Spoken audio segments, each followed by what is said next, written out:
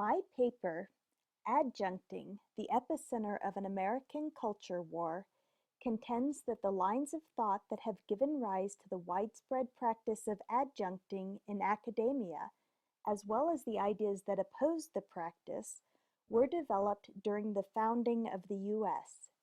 These arguments can be analyzed within a cultural and historical framework that remains relevant. After considering the impetus for the American Revolution, tensions in utilitarianism, applications for capitalism, and the role of education in society, I argue that the marketization of higher education generally and the decision to turn college teaching into an adjunct position in particular are practices that are not justified patriotically, ethically, economically, or academically.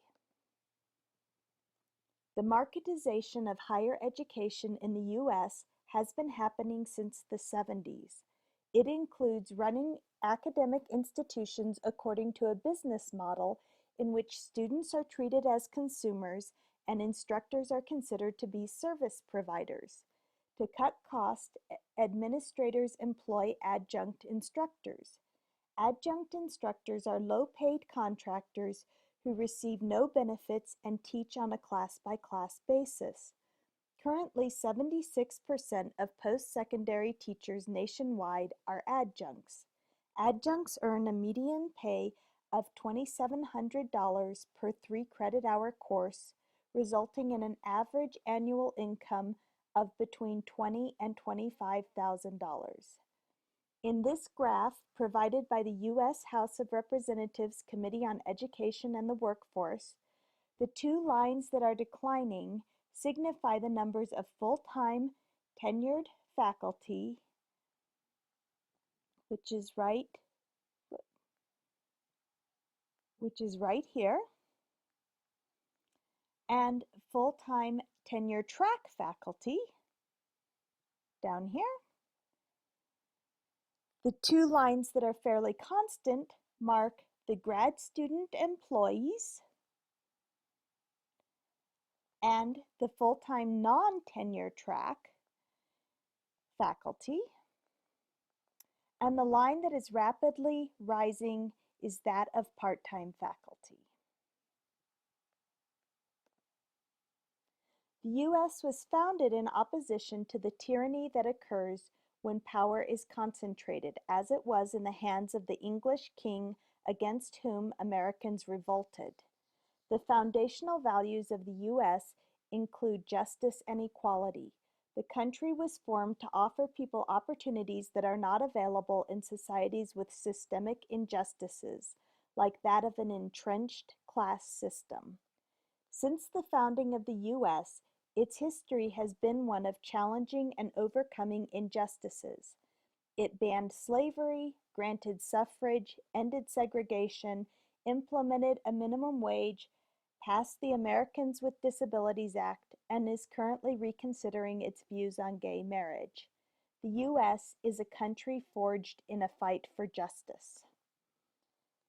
The debate about the role of education in a just society is not new. It is exemplified by the differences in the views of Jeremy Bentham and John Stuart Mill, both of whom are British utilitarians who were writing during the founding of the U.S.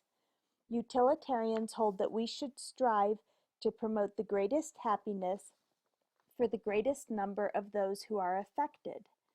Both the Industrial and American revolutions informed many of their ideas.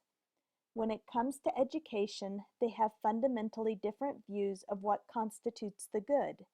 While Bentham envisions a market approach that maximizes the number of students who can be taught per instructor and minimizes the instructor's pay, Mill sees education in various forms as being close to the purpose of living.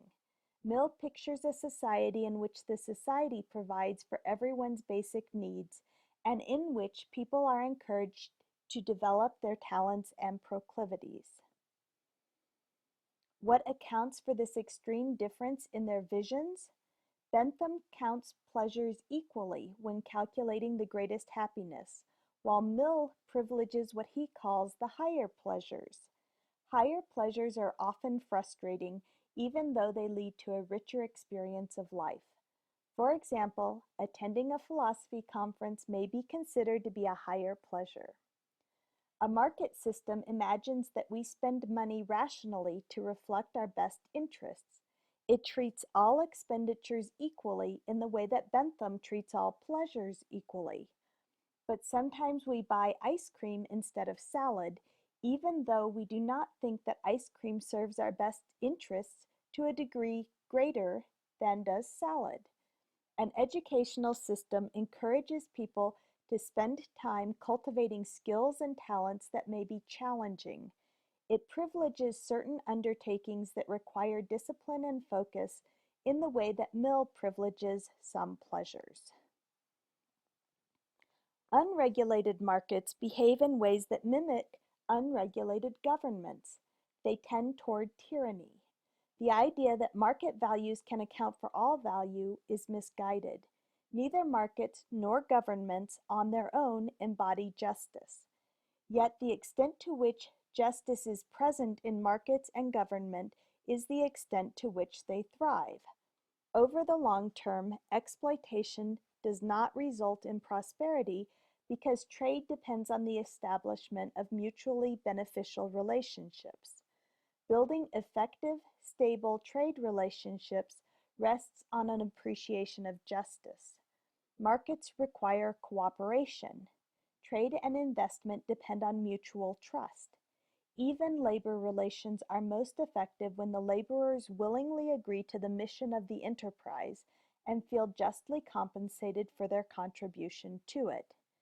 The caption in the cartoon reads, "That was a nice speech, but I'm not sure there is such a thing as free market feudalism." Of course not. Trade requires reciprocity. Thomas Paine states plainly, when the ability in any nation to buy is destroyed, it equally involves the seller. When markets become too inequitable, conditions become exploitative and uprisings ensue. In other words, the same lack of justice that gave rise to the American Revolution is present in unconstrained markets. Hence, markets and governments need justice to succeed. Justice, though, depends on education. Schools and teachers do not operate according to market rules. The aim of education is to produce thoughtful citizens who can contribute socially to the state through a variety of creative, service, and market enterprises, all of which increase prosperity. The importance of teaching leads David Kennedy, a former president of Stanford University, to write, "Professors are agents for making society better than it was, generation by generation." Educators are motivated by participation in the transmission of knowledge and understanding. Instead of functioning in a market economy, teaching and learning occur in a gift economy that is based on trust within specific relationships. The bond between the teacher and student is social. The bonds between the teacher and the institution, as well as those between the student and the institution, are contractual. If we try to make the gift a contract, we eliminate the social element of the gift, which causes it to cease to be a gift. Bringing market values into the gift exchange undermines the particular teacher-student relationship on which teaching and learning rests. In this way, marketizing academia diminishes the ability for students to gain an education. Additionally, applying market values to educational institutions represents a reversal of the effective ordering of priorities. Education promotes the understanding necessary to create sustained relationships on which society is built. History and reason both reveal that the proper order of priorities is as shown. Education supports peace, which supports trade, which supports prosperity. An appreciation of this sequence leads John Stuart Mill to ask, Is it not almost a self-evident axiom that the state should require and compel the education up to a certain standard of every human being who is born its citizen? Yes, because education is crucial to all facets of the well-being of the state, including prosperity.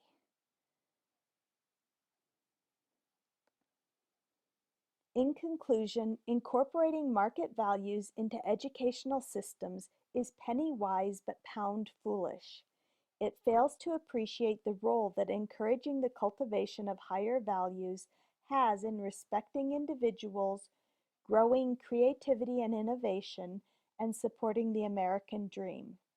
Continuing to undermine U.S. institutions of higher education with policies like adjuncting erodes the basic values that have given rise to American prosperity.